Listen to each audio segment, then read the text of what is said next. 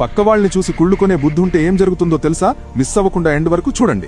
ఒక అడవిలో గిజిగాడు ఎంతో కష్టపడి ఒక అందమైన గూడును అల్లుకుంది. అడవిలోని పక్షులన్నీ దాని నైపుణ్యాన్ని మెచ్చుకున్నాయి. అది చూసి ఓర్వలేని ఒక కాకి తీవ్రమైన ఈర్ష్యతో రగిలిపోయింది.